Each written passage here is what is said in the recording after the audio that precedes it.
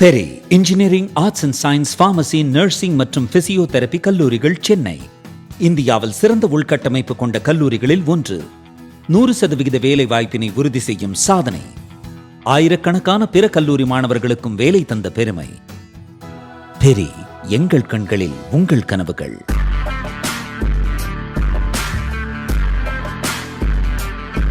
வணக்கம் ஜெயஹிந்த். இன்னைக்கு நம்ம சேனல்ல பார்க்கக்கூடிய ஒரு இம்பார்ட்டண்ட்டான தலைப்பு கரப்பாம்பூச்சி ஜனதா பார்ட்டி அப்படின்னு சொல்லக்கூடிய காக்ரோச் ஜனதா பார்ட்டி. இன்னைக்கு சோஷியல் மீடியாவில் குறிப்பாக இன்ஸ்டாகிராம், எக்ஸில் பயங்கர வைரலாக போயிட்டு இருக்கு. டீட்டெயில்டு ஆய்வு, பல அதிர வைக்கக்கூடிய தகவல்கள், ஃபுல்லாக டீட்டெயிலாக நம்ம இப்போ ஆராய்ச்சி பண்ணி எடுத்திருக்கோம். காணொலியை ஃபுல்லாக பாருங்க. இது உருவான நாள் மே 16, 2026, 5 நாளைக்கு முன்னாடி. நம்மளுடைய இந்த உருவானதுக்கான ட்ரிகர் என்ன அப்படின்னு பார்த்தீங்கன்னா, இது ஒரு டிஜிட்டல் ஃபினாமினா, சட்டையர் அப்படின்னு சொல்லுவாங்க. அதாவது கலாய்க்கறதுக்குன்னு உருவாக்கப்பட்ட ஒரு சோஷியல் மீடியா ஐடி. இது எதை பேஸ் பண்ணி வருது அப்படின்னு பார்த்தீங்கன்னா, நம்மளுடைய தலைமை நீதிபதி, அதாவது சுப்ரீம் கோர்ட்டுடைய தலைமை நீதிபதி ஒரு கமெண்ட் ஒன்று கொடுத்துருந்தாரு. அந்த இடத்துல அந்த கமெண்ட்டுக்கு பிறகு இந்த கமெண்ட் என்ன அப்படின்னு பார்த்தீங்கன்னா, there are youngsters like cockroaches who don't get an employment or have any place in the profession. Some of them become media, some of them become social media, RTA activities and other activists, and they start attacking everyone. சமூக வலைத்தளங்களில் ஜென்ரலாக பார்த்தீங்கன்னா, இந்த judiciary அப்படின்றது இதுக்கு முன்னாடி print ஊடகத்திலே அவங்கள பற்றி பேசுறதுக்கு தயங்குவாங்க. ஏன்னா அதில் ஒரு கோர்ட் ஆங்கிள் இருக்குது, சட்ட ஆங்கிள் இருக்குது. பட் இப்போ சமூக வலைத்தளம் வந்த பிறகு யார் வேணா, என்ன வேணா, எப்படி வேணா அப்யூஸ் பண்ணலாம் அப்படின்ற ஒரு கான்செப்ட் வந்து இப்போ உருவாயிருக்கு.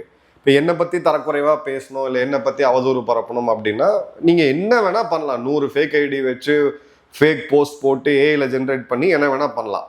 ஸோ அப்போது தலைமை நீதிபதி ஒரு வெறுப்பில் அவர் என்ன சொன்னாருன்னா, ஒரு கோவத்தில் சில இளைஞர்கள் இந்த கரப்பாம்பூச்சி மாதிரி இருக்கிறாங்க, இவங்க வேலை வெட்டி இல்லாமல் சோஷியல் மீடியாவில் வசைபாடுறதை மட்டுமே தொழிலாக வச்சுருக்கிறாங்க அப்படின்ற மாதிரி ஒரு இது கொடுத்தாரு. அதன் பிறகு பார்த்தீங்க அப்படின்னா அவர் வந்து ஒரு விளக்கமும் கொடுத்தாரு. இதுக்கு ஒரு சர்ச்சை, எதிர்குரல் அதிகமாக கிளம்புனதுனால, இல்லை நான் இந்திய இளைஞர்களை பற்றி பேசலை, நான் வந்து இங்கே இருக்கக்கூடிய ஃபேக் டிகிரி வச்சுட்டு இருக்கவங்க பற்றி தான் பேசியிருக்கிறேன் அப்படின்னாங்க.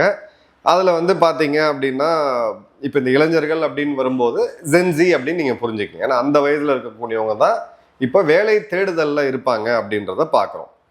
இது வந்த பிறகு திடீர்னு இந்த காக்ரோச் ஜனதா பார்ட்டி அப்படின்ற ஐடி உருவாகுது. இதை உருவாக்கின நபருடைய பேர் அபிஜித் தீப்கே. அபிஜித் தீப்கே மகாராஷ்டிராவை சேர்ந்த அவுரங்காபாத்தை சேர்ந்தவர். 30 வயசு இந்த இளைஞருக்கு. ஜேர்னலிசம் படித்தவர். பூனேல பாஸ்டன் யூனிவர்சிட்டியில் எம்எஸ் பப்ளிக் ரிலேஷன் படிச்சிருக்காரு. நல்லா கவனிங்க, இந்த நபர் இப்போ இருக்கிறது இங்கே கிடையாது, அமெரிக்காவில் சிகாகோ, இல்லினாய்ஸில் இருக்கிறாரு. இவருடைய பின்புலம் எடுத்தீங்க அப்படின்னா 2020 23 ஆம் ஆத்மி பார்ட்டியோடைய செகண்ட் இன் கமாண்டாக இருக்கக்கூடிய அன்றைய துணை முதல்வராக இருந்தால் மணீஷ் சிசோதியா அவர்களுக்கு ரொம்ப பெட்டாக இருக்கக்கூடிய ஒரு நபர். ஆம் ஆத்மி பார்ட்டியில் சோஷியல் மீடியா ஸ்ட்ராட்டஜிஸ்டாக ஒரு 4 வருட காலம் இருந்திருக்கிறாரு அப்படின்றத பார்க்குறோம்.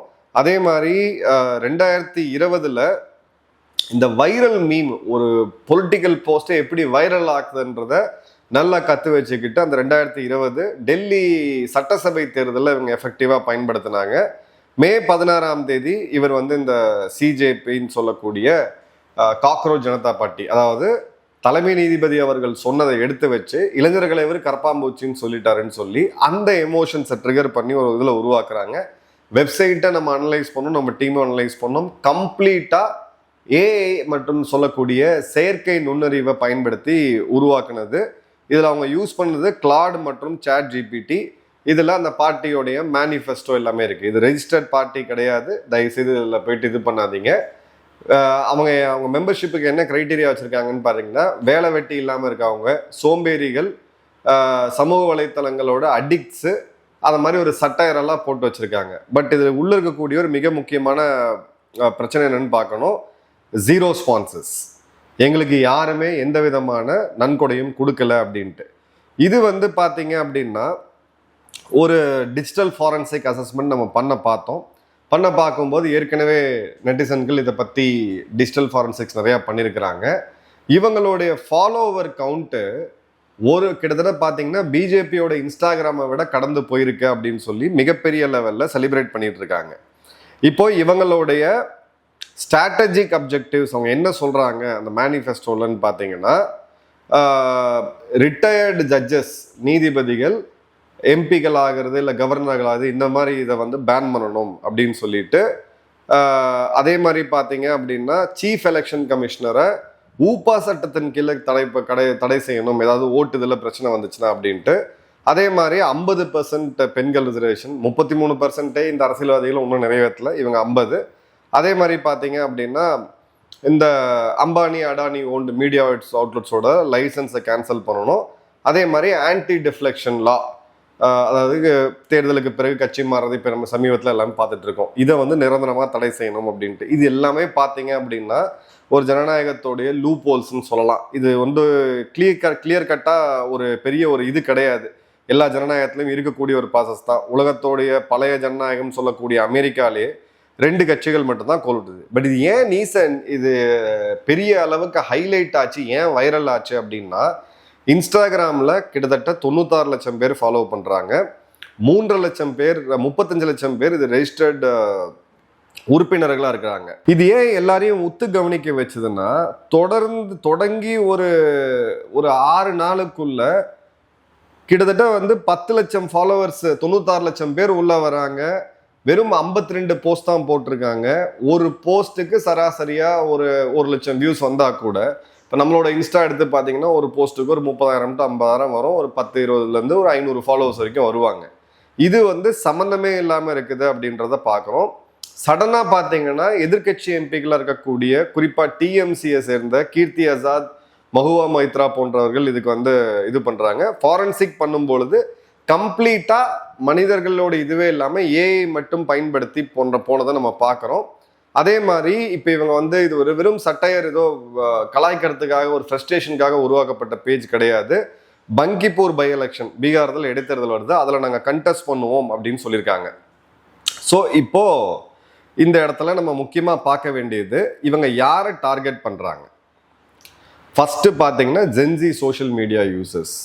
இவங்களுக்கு அரசியல் புரிதல் எந்த அளவுக்கு இருக்குது அப்படின்னா, அந்த இன்ஸ்டாகிராம்லேயோ இல்லை ஃபேஸ்புக் ரீல்லையோ வரக்கூடிய அந்த ஒரு நிமிஷம் கண்டென்ட்ல தான் அவங்களுடைய புரிதல், அவங்களுடைய ஐடியாலஜி எல்லாமே வந்து ஷேப் அப் ஆகுது. ஏன்னா அவங்க தவறு கிடையாது, இன்னைக்கு இருக்கக்கூடிய இன்டர்நெட் ஜென்ரேஷன் அது மாதிரி. கிட்டத்தட்ட 35 கோடி பேர் சோஷியல் மீடியா யூசர்ஸ் ஜென்சி கேட்டகரியில் இருக்கிறாங்க இன்ஸ்டாகிராம், ஃபேஸ்புக், எக்ஸில்.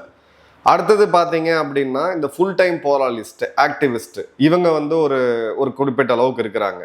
அதே மாதிரி பார்த்தீங்கன்னா அரசாங்கத்துக்கு எதிராக இருக்கவங்க, நல்லா கவனிங்க, இது காங்கிரஸ் அரசாங்கம் இருந்தபோது அவங்களுக்கும் எதிராக இருந்தாங்க, பிஜேபி அரசாங்கம் இருக்கும்போது அவங்களுக்கும் எதிராக இருந்தாங்க, அந்த குரூப் ஒன்று. அதே மாதிரி பார்த்தீங்க அப்படின்னா அர்பன் யூத்து இப்போ பிஜேபிக்கு எதிராக இருக்கக்கூடியவங்க. அதன் பிறகு பார்த்தீங்கன்னா ஜேர்னலிஸ்ட், மீடியா ப்ரொஃபஷனல்ஸ், இன்ஃப்ளூயன்சஸ், அதே மாதிரி உமன். ஏன்னா 50% உமன் கோட்டா அப்படின்றது கேட்கறதுக்கு நல்லா இருக்கும். முதல்ல 33 வரணும், முதல்ல அரசியல் கட்சிகளுக்குள்ள வரணும், இப்போ இருக்கக்கூடிய தலைமைகளுக்குள்ள வரணும். இது வந்து ஒரு ப்ராக்ரெசிவான ஒரு ஃபேஸ் அது. அதே மாதிரி பார்த்தீங்க அப்படின்னா இந்த இடத்துல நீட் எக்ஸாமோடைய பேப்பர் லீக் ஆனது. இப்போ இருக்கக்கூடிய குழந்தைகள் வந்து 16, 17, 18 அவங்க கடுப்பில் இருக்கிறாங்க. ஏன்னா திரும்ப போய் எக்ஸாமை கொடுக்க வேண்டியது இருக்குது, அவங்களுடைய ஒரு ஃப்ரஸ்ட்ரேஷன் இருக்குது.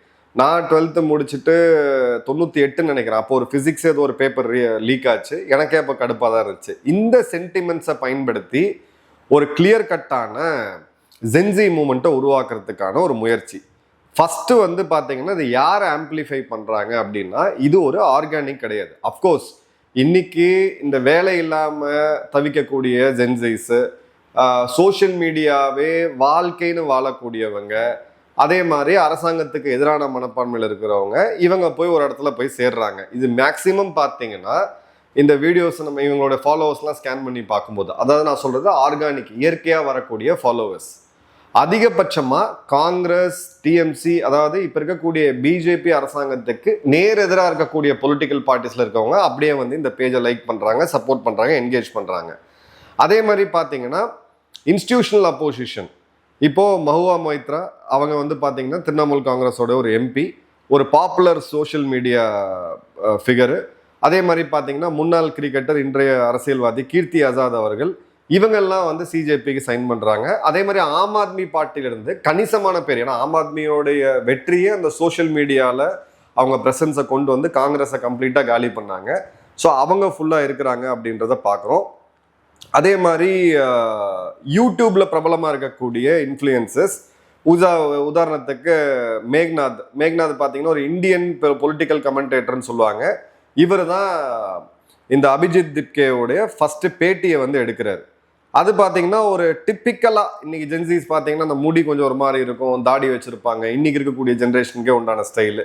அதே ஸ்டைலை அப்படியே ஃபாலோ பண்ணி ஒரு பாய் நெக்ஸ்ட் டோர் இமேஜை கொண்டு வருது. அதன் பிறகு பார்த்தீங்கன்னா international media, Al Jazeera, Washington Post, BBC, டிடபிள்யூன்னு சொல்லி இந்தியாவுக்கு எதிராக எழுதக்கூடிய எல்லா ஊடகங்களுமே இந்த இடத்துல அவங்க சப்போர்ட் பண்ணுறாங்க அப்படின்றத பார்க்குறோம். ரெண்டாவது, இவங்க சொல்லக்கூடியது எங்களுக்கு யாரும் ஃபன் பண்ணலன்னு. இங்கே தான் பிரச்சனை வருது. நம்ம இன்ஆர்கானிக்காக வேற யார் சப்போர்ட் பண்ணுறான்னு பார்த்தீங்கன்னா கணிசமான அளவுக்கு பாகிஸ்தான்லேருந்து, பங்களாதேஷ்லேருந்து, துருக்கியிலேருந்து சப்போர்ட் பண்ணுறாங்க. ஸோ கிளியர் கட்டாக நெக்ஸஸ் என்னன்னு தெரிஞ்சது. துருக்கி ஒரு இன்ஃபர்மேஷன் வார்ஃபேரில், சோஷியல் மீடியாவில், டிஜிட்டல் வார்ஃபேரில் நம்பர் 1 நாடு. அந்த 2 ரூபாய்க்கு பதிவு போடக்கூடிய அந்த சீப் லேபர் அப்படின்னு பார்த்தீங்கன்னா பாகிஸ்தானில் இருக்குது. இந்த ஒரு ஃபாலோவர் இருக்கக்கூடியது, டக்குன்னு வந்து அதை ரிப்பீட் பண்ணுறது, ரீடெலிகாஸ்ட் பண்ணுறது அப்படின்றது. அதே மாதிரி பாட்ஸ், கம்ப்யூட்டர்ஸை யூஸ் பண்ணியும் இந்த என்கேஜ்மெண்ட் ஃபார்மிங்னு சொல்லக்கூடிய முறையை யூஸ் பண்ணியும் பண்ணியிருக்கிறாங்க அப்படின்றத பார்க்குறோம். ஸோ இந்த இடத்துல நம்ம பார்க்க வேண்டியது என்ன அப்படின்னு பார்த்தீங்கன்னா, இந்த டொமைன் ஹோஸ்டிங்கு கிளாட் நம்ம கிளாட் நம்மளும் பயன்படுத்திக்கிட்டு இருக்கோம் நம்மளோட ரிசர்ச்காக. இதெல்லாம் பார்த்தீங்கன்னா பெரிய லெவலில் ஃபண்ட்ஸ் வந்து செலவாகாது. பட் உங்களுடைய இன்ஸ்டாகிராம்லேயோ இல்லை ஃபேஸ்புக்லேயோ எக்ஸ்தலத்துலேயோ நீங்கள் சடனாக ஒரு 1 மில்லியன் ஃபாலோவரை கொண்டு வரணும் அப்படின்னா அதுக்கு நிச்சயமாக கோடிக்கணக்கான பணம் செலவாகும். இவர் ஆம் ஆத்மி பார்ட்டிக்கு எந்த அளவுக்கு சப்போர்ட்டிவாக இருந்தார், அந்த கட்சியோடைய பிரச்சாரத்தை, குறிப்பாக அரவிந்த் கெஜ்ரிவால் தான் இந்தியாவுடைய வருங்கால நம்பிக்கை அப்படின்னு சொல்லி இந்த பிரதமர் அளவுக்கு இவங்க பில்டப் கொடுத்தது எல்லாமே அந்த இது. இப்போ அவங்க என்ன சொல்றாங்கன்னா, இல்லை அது என்னோட கடந்த காலம், இப்போ வந்து நாங்கள் ஆம் ஆத்மி பார்ட்டியே நாங்கள் உள்ள வந்து சேர்க்க மாட்டோம் அப்படின்ட்டு. இப்போ இந்த இடத்துல பார்த்தீங்க பொலிட்டிக்கல் லிங்கேஜ் ரொம்ப தெளிவாகவே ஆம் ஆத்மி பார்ட்டி மற்றும் காங்கிரஸ் வருது. நேற்று ஆரம்பித்த ஒரு பையன் உங்களுடைய இன்ஸ்டாகிராம்லாம் பீட் பண்ணி கிட்டத்தட்ட 1 கோடி ஃபாலோவர்ஸ் வந்துட்டாங்க அப்படின்னு யார் சொல்கிறாங்கன்னு பார்த்தீங்கன்னா காங்கிரஸில் இருக்கக்கூடியவங்க, ஏஏபியில் இருக்கக்கூடியவங்க எல்லாமே நம்ம பார்க்குறோம். இப்போது கிளியராக ஏஏபியோடைய ஒரு எம்ப்ளாயியாக இருந்திருக்காரு இந்த தீப்கே அவர்கள். அதே மாதிரி பார்த்தீங்க அப்படின்னா டெல்லியோடைய 2020 டிஜிட்டல் கேம்பெயின் பிளே புக் கூட அப்படியே ஒரு ரெப்ளிகா, ஒரு கமெண்ட். இன்னைக்கு தேதிக்கு வந்து உங்களுடைய நாக்கு வந்து கத்தி அப்படிம்பாங்க அந்த காலத்தில். இப்போ நாக்கு கத்தி கிடையாது, இங்கே டைப் பண்ணி போடக்கூடிய பதிவுகள் வந்து கத்தியாக இருக்குது. ஒரு ட்ரிகர் கிடைச்சதுன்னா அதை வந்து அப்படியே ஒரு இதுவாக மாற்றுறது. இப்போ இந்த முறையை இவங்க குறி வச்சிருக்கிறது அப்படின்னு பார்த்தீங்கன்னா இந்த ட்ரிகர் குறி வச்சது தலைமை நீதிபதி அவர்களை. அதே மாதிரி பார்த்தீங்க அப்படின்னா கிளியர் கட்டாக ஒரு காங்கிரஸ் லிங்கேஜ், திரிணாமுல் லிங்கேஜ், இது எல்லாமே வருது. இப்போ இதை 2 விதமாக பார்க்கலாம் பொலிட்டிக்கலாக. அதாவது இது ஒரு உபயோகப்படக்கூடிய ஒரு முட்டாள் தான், எனக்கு உபயோகம் இருந்தால் யூஸ்ஃபுல் இடியட்னு சொல்லுவாங்க. இல்லை வந்து கோஆர்டினேட்டட் ஆப்ரேஷனா வேற ஏதாவது இவங்க ட்ரை பண்ணுறாங்களா அப்படின்னு பார்த்தீங்கன்னா இது கண்டிப்பாக பியூரான ஆர்கானிக் மூமெண்ட் அப்படின்றது கிடையாது. இது உள்ள ஏஏபியோடைய அந்த சோஷியல் மீடியாவுடைய ப்ரொஃபஷனல் ட்ரெயின்டு அந்த பிளே புக் டிஎன்ஏ வந்து ரொம்ப ரொம்ப தெளிவாக தெரியுது. ஆப்வியஸ்லி எதிரிக்கு எதிரி நண்பன்ற முறையில் மிச்ச பொலிட்டிக்கல் பார்ட்டியில் இருக்கக்கூடியவங்களும் இதுக்கு சப்போர்ட் பண்ணுறாங்க அப்படின்றத பார்க்குறோம். இப்போ டிஜிட்டல் ஃபாரன்சிக் வருவோம். டிஜிட்டல் ஃபாரன்சிக் அனாலிசிஸ் படி எடுத்தோம் அப்படின்னா என்கேஜ்மெண்ட் ரேட்டு தான் ரொம்ப ரொம்ப இன்கன்க்ளூசிவாக இருக்குது. 54 பதிவுகளில் 1 கோடி ஃபாலோவர்ஸ் வரணும் அப்படின்றது வைரல், இது வந்து என்ன நீங்கள் பண்ணீங்கனாலும் வாய்ப்பே கிடையாது. அதே மாதிரி பார்த்தீங்க அப்படின்னா ஒரு நாளைக்கு கிட்டத்தட்ட 5 லட்சம் பேர், 5 லட்சத்துலேருந்து 10 லட்சம் பேர் இதில் சேர்றாங்க அப்படின்ற மாதிரி வருது. அதே மாதிரி பார்த்தீங்கன்னா ஃபாலோவர் டு கண்டென்ட் ரேஷியோ அப்படின்றது ரொம்ப ரொம்ப ஹையாக இருக்குது. அதாவது ஒரு பதிவுக்கு கிட்டத்தட்ட 2 லட்சம் பேர் அந்த பதிவை பார்த்து ஃபாலோ பண்ணால் மட்டும்தான் இது வர முடியும். இது சமூக வலைத்தள வரலாற்றிலேயே மிகப்பெரிய இன்ஃப்ளூயன்சஸாக இருக்கக்கூடிய எலான் மஸ்க், அந்த எக்ஸ் நிறுவனத்தை ஓன் பண்ணவரால் கூட இது வரைக்கும் பண்ண முடியல அப்படின்றத பார்க்குறோம். அதே மாதிரி பார்த்தீங்க அப்படின்னா அக்கௌண்ட் ப்ரொஃபைல் குவாலிட்டி, இது நம்ம ரொம்ப முக்கியமாக பார்க்கணும். யார் இதை ஃபாலோ பண்ணுறாங்க? மோஸ்ட்லி பார்த்தீங்கன்னா ஃபோட்டோ கிடையாது, ஃபேக் ஃபோட்டோ இருக்குது, இண்டிபெண்ட் வெரிஃபைடு அக்கௌண்ட் கிடையாது, திடீர்னு முளைச்ச அக்கௌண்ட், சவுத் ஏஷியா அப்படின்னு சொல்லி வரக்கூடியது பாகிஸ்தான் அக்கௌண்ட் நம்ம எல்லாமே தெரியும். அதே மாதிரி பார்த்தீங்க அப்படின்னா ஃபாலோயர் ஏஜ் டிஸ்ட்ரிபியூஷனும் பார்த்தீங்கன்னா இதுவும் வெரிஃபைடாக இருக்குது. அதே மாதிரி பார்த்தீங்கன்னா இந்த பாட் கமெண்ட்ஸ், இந்த பாட்ன்றது நம்ம கம்ப்யூட்டரை யூஸ் பண்ணி கமெண்ட் போடுறது, அதுவும் ஒரே பேட்டர்ன் அப்படியே ரிப்பீட்டடாக வரக்கூடியதை நம்ம கிளியர் கட்டாக பார்க்க முடியும். அதே மாதிரி story view rate versus follower, இது ரொம்ப ரொம்ப முக்கியமானது டிஜிட்டல் ஃபாரன்சிக்ஸில். ஸ்டோரி வியூ ரேட் அப்படின்றது நீங்கள் போடக்கூடிய வீடியோக்கள், ஸ்டோரிக்களை எத்தனை பேர் பார்க்குறாங்க அப்படின்னு பார்த்தீங்கன்னா அங்கே அப்படியே வியூஸ் டவுன் ஆகுது. ஏன்னா இந்த பாட்ஸால் பதிவுகளை மட்டும்தான் பார்த்து அதை ரீட்வீட் பண்ண முடியுமே தவிர, இல்லை ரீபோஸ்ட் பண்ண முடியுமே தவிர வீடியோஸை பார்க்க முடியாது பாட்ஸால். அதே மாதிரி சடன் ஸ்பைக் பார்த்தீங்க அப்படின்னா இதை வந்து கிளிப்பேஜ் ஸ்பைக்ஸ்ன்னு நம்ம சொல்லுவோம் டிஜிட்டலில். இந்த கிளிப்பேஜ் ஸ்பைக்ஸ் அப்படின்றது ஜென்ரலாக திரைப்படங்கள் வரும்போது, இல்லை ஒரு நடிகர் நடிகையை ப்ரொமோட் பண்ணும்போது, ஒரு தேர்தல் கேம்பெயினில் ஒரு வேட்பாளரையோ இல்லை ஒரு தலைவரையோ ப்ரொமோட் பண்ணோம் அப்படின்னு நினச்சாங்கன்னா அந்த முறையை யூஸ் பண்ணுவாங்க. அதுக்கு நீங்கள் பாட்ஸ் பர்ச்சேஸ் பண்ணி தான் ஆகணும். அதுக்கு லட்சக்கணக்கில் உங்களுக்கு செலவாகும். இப்போ நம்ம வந்து ஒரு பாட் யூஸ் பண்ணுறோம், நம்ம டீம் யூஸ் பண்ணுறாங்க. அது எதுக்குன்னு பார்த்தீங்கன்னா ஆங்கிலத்தில் வரக்கூடிய பதிவுகள் எல்லாராலையும் புரிஞ்சிக்க முடியாது அப்படின்ற ஒரு கமெண்ட் ஃபீட்பேக் வந்துச்சு. ஸோ தமிழில் நம்ம பப்ளிஷ் பண்ணுவோம்னு சொல்லிட்டு ஆட்டோமேட்டிக்காக அந்த பாட் எடுத்து பண்ணோம். அதுக்கே நம்ம வந்து ஒரு கணிசமான பணம் செலவு பண்ண வேண்டி இருக்கு. இப்படி இந்த அளவுக்கு கோடிக்கணக்கான வியூஸ் வரணும், ஃபாலோவர்ஸ் வரணும் அப்படின்னா பின்னாடி பெரிய ஒரு ஃபண்டிங் ஏஜென்சி இருக்கிறத நம்ம வந்து கிளியர் கட்டாக பார்க்க முடியலாம். இப்போ 9.6 மில்லியன் கொஸ்டின் மிகப்பெரிய ஒரு இதுல ஒரு சஜஸ்டட் ஃபீடு, நீங்க வந்து எந்த பதிவு வைரல் ஆகுதோ அதை வந்து இன்ஸ்டாகிராமும் ஃபேஸ்புக்கு எக்ஸ் வந்து உங்களுக்கு எடுத்து கொடுக்கும். அப்படி பார்த்தா கூட ஒரு 50 கோடி பேர் இருக்கக்கூடிய சோஷியல் மீடியா மார்க்கெட்டிங்ல 1 கோடி பேர் 5 நாள்ல வர்றது அப்படின்றது கண்டிப்பா சான்ஸே கிடையாது. அதே மாதிரி பார்த்தீங்கன்னா இப்போ பாட் டிடெக்ஷன் டூல்ஸ் நம்ம ட்ரை பண்ணி பார்த்தோம். HypeAuditor, SparkToro, Modash அப்படின்றது இருக்கு. இதுல போய் பார்க்கும்போது தான் இதில் இன்னொரு டீட்டெயில் டேட்டா தெரியும். லைசன்ஸ் காஸ்ட் வந்து அதிகம். இந்த tools HypeAuditor, SparkToro, Modash இதை யாராவது யூஸ் பண்ணிக்கிட்டு இருக்கீங்க அப்படின்னா தயவு செய்து இந்த ஐடியோடைய பாட் லெவல் எந்த அளவுக்கு யூஸ் பண்ணுறாங்க, எந்தெந்த நாடுகள்லேருந்து வரதை ஒரு ஆய்வு பண்ணி நீங்கள் வந்து நம்ம சேனலுக்கு இமெயில் அனுப்புங்க. அதை நம்ம கண்டிப்பாக உங்கள் பேரில் பப்ளிஷ் பண்ணுறோம். இதில் ரொம்ப ரொம்ப முக்கியமான பாயிண்ட் எங்கே நடந்திருக்கு அப்படின்னு பார்த்தீங்கன்னா 35 லட்சம் பேர் இதில் மெம்பர்ஸ் ஆயிருக்கிறாங்க. இதில் ஒரு 50%, நான் அது அதிகபட்சமாக எடுக்கிறேன், 50% ஜென்யூனாக எடுத்தால் கூட ஒரு 17லேருந்து 20 லட்சம் பேர் மெம்பர்ஸ் இருக்காங்க. அந்த மெம்பர்ஸோடைய இமெயில் ஐடி, ஃபோன் நம்பரு, பேரு, ஏஜ், இந்த 4 டேட்டா இருக்கு. இதை வச்சு ஒரு பெரிய வேலையை அவங்களால பண்ண முடியும். ஃபியூச்சரில் ஒரு கண்டென்ட்டை வந்து புஷ் பண்ணணும். ஏன்னா தம்பி உட்காந்துருக்கக்கூடிய இடம் அமெரிக்காவுக்கு இந்த மாதிரியான விளையாட்டெல்லாம், சித்த விளையாட்டுலாம் புதுசு இல்லைன்றதை நம்ம ஏற்கனவே நேபாளில் பார்த்தோம், பங்களாதேஷில் பார்த்தோம், இலங்கையில் பார்த்தோம், கென்யாவில் பார்த்தோம், பல நாடுகளில் நம்ம பார்த்துருக்குறோம். ஸோ இந்த டேட்டா அரசாங்கத்துக்கு எதிராக, எஸ்டாப்ளிஷ்மெண்ட்டுக்கு, நான் அரசுன்னு சொல்றது பிரதமர் மட்டும் கிடையாது, முதல்வர்கள் மட்டும் கிடையாது, அரசுக்கு எதிரான மனநிலையில் இருக்கக்கூடிய ஒரு 20 லட்சம் பேருடைய டேட்டா பேஸ் இவங்களுக்கு கிடைச்சது இந்த ப்ராஜெக்டோடைய மிகப்பெரிய வெற்றி. இப்போ இதே மாதிரியான ஒரு மூமெண்ட்டை வந்து நம்ம பார்ப்போம். ஒரு கேஸ் ஸ்டடி கென்யாவில் ஜென்சி 2024ன்னு ஒரு மூமெண்ட் நடந்துச்சு. அது என்ன ட்ரிகர் அப்படின்னு பார்த்தீங்கன்னா ஒரு புது ஃபினான்ஸ் பில்லை கொண்டு வராங்க. நிதி துறையோட ஒரு சட்டத்தை வந்து கொண்டு வராங்க. புது வரி விதிக்கப்படுது. அது அங்கே ட்ரிகரு. இங்கே என்ன ட்ரிகர் ஆச்சு? நம்மளுடைய தலைமை நீதிபதி அவர்கள் கொடுத்த அந்த கமெண்ட், காக்ரோச்னு சொல்லக்கூடிய அந்த கமெண்ட் ட்ரிகர். அங்கே பிளாட்ஃபார்ம் பார்த்தீங்கன்னா டிக்டாக் மற்றும் எக்ஸு, இங்கே பிளாட்ஃபார்ம் பார்த்தீங்கன்னா இன்ஸ்டாகிராம் மற்றும் எக்ஸு. அங்கே பார்த்தீங்கன்னா லீடர்ஷிப் வந்து கலெக்டிவ், இங்கே இந்த மூமெண்ட்டை உருவாக்குனது நிறையா பேர் சேர்ந்து, இங்கே வந்து திப்கேன்னு சொல்லக்கூடிய இந்த ஒரு இளைஞர். ஐடியாலஜி பார்த்தீங்கன்னா சேம், நான் பார்ட்டிஷன், நான் கரப்ஷன், கரப்ஷனுக்கு எதிரானவங்கன்னு அந்த டிப்பிக்கல் ஜென்சிக்கே உண்டான அந்த மூமெண்ட்டு. இங்கே பார்த்தீங்க அப்படின்னா இது லெஃப்ட் லீனிங், பிஜேபிக்கு எதிரான ஒரு கோடு, இல்லை கிளியர் கட்டாக வந்து பிஜேபிக்கு எதிரான ஒரு கோடு இருக்கிறத பார்க்க முடியுது. அங்கே பார்த்தீங்கன்னா பியூர் ஜென்சிஸ் 18 to 26. இங்கே பார்த்தீங்கன்னா இவங்க ட்ரை பண்ணுறது Gen Z plus millennials plus opposition plus activist plus journalist plus செயற்கையாக உருவாக்கக்கூடிய இது. அங்கே பார்த்தீங்கன்னா அவுட்கம் என்ன ஆச்சு, இதோடைய முடிவு என்ன ஆச்சு? அந்த சட்டம் திரும்ப பெறப்பட்டுச்சு. பாராளுமன்றத்துக்குள்ள மக்கள் போகக்கூடிய ஒரு மிகப்பெரிய கிளர்ச்சி ஏற்படக்கூடியதை நம்ம பார்த்தோம். இந்த இடத்துல இவங்க டார்கெட் பண்றது பீகார் பை எலெக்ஷன். ஸோ இது ஃபியூச்சரில் எப்படி கொண்டு போவாங்க அப்படின்றது ஸ்ட்ரீட் ப்ரொட்டஸ்டாக மாற்றுறதுக்கான அவங்க வந்து இதை ஓப்பனாகவே பேசுகிறாங்க. இப்படியே ஒரு இது பண்ணிட்டோமே, நம்ம நினச்சா ஒரு கோடி பேரை ஸ்ட்ரீட்டில் கொண்டு வந்துடலாம் அப்படின்னு சொல்லிட்டு அவங்க யூஸ் பண்ணது ஹேஷ்டேக் ரிஜெக்ட் ஃபினான்ஸ் பில். இவங்க யூஸ் பண்ணிட்டு இருக்கிறது அந்த காக்ரோச் இது போட்டு ஒரு பரோடி அக்கௌண்ட்டு.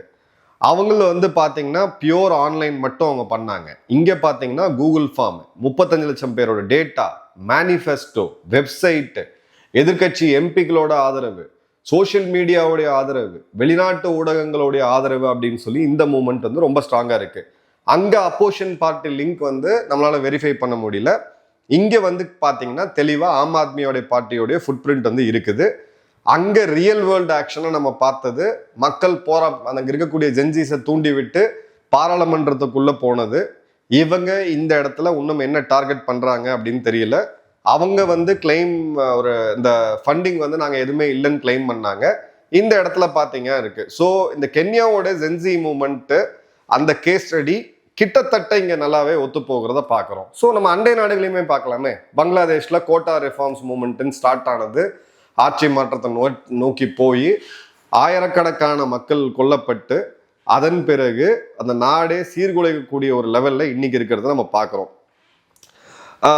அரகலாயா இலங்கையில் நம்ம பார்த்தோம் 2022 இதே மாதிரி அவங்க பண்ணாங்க. பட் அது வந்து வாட்ஸ்அப்பில் ஆர்கனைஸ் பண்ண ஒரு மிகப்பெரிய ஒரு இது இருந்துச்சு, லீடர்லெஸ் பட் அக்ராஸ் ஏஜ் குரூப் இருந்தது நம்ம பார்த்தோம்.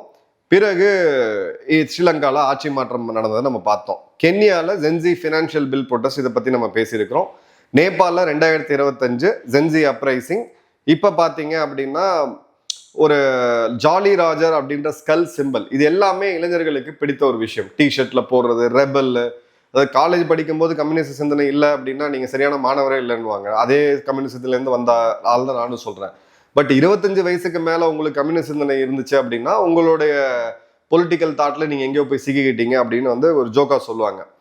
ஆக்குபை வால் ஸ்ட்ரீட் மூவ்மெண்ட் 2011 அமெரிக்காவில் கிட்டத்தட்ட இதே மாதிரியான ஒரு இது நடந்ததை நம்ம பார்த்தோம். ஸோ கிளியர் கட்டாக இது ஒரு ஆர்கானிக்காவோ இல்லை இதுவாவோ இல்லை உருவாக்கப்பட்டது கிடையாது. ஜென்சிக்களை பயன்படுத்தி இந்தியாவில் இருக்கக்கூடிய சில ஸ்ட்ரக்சரல் பிரச்சனைகளை பயன்படுத்தி ஒரு ஆட்சி மாற்றத்தையோ இல்லை இங்கே வந்து ஒரு பனானா ரிப்பப்ளிக்கா ஸ்ட்ரீட் ப்ரொட்டஸ்ட்ல பங்களாதேஷ் எப்படி மாறுச்சோ, நேபாள் எப்படி மாறுச்சோ அதற்கான ஒரு தெளிவான ப்ராஜெக்டாக தான் இது வரைக்கும் இன்ஃபர்மேஷன் நமக்கு தெரியுது. உங்களுடைய கமெண்ட்ஸை மறக்காம கமெண்ட் பாக்ஸில் போடுங்க. நன்றி, வணக்கம், ஜெய்ஹிந்த்.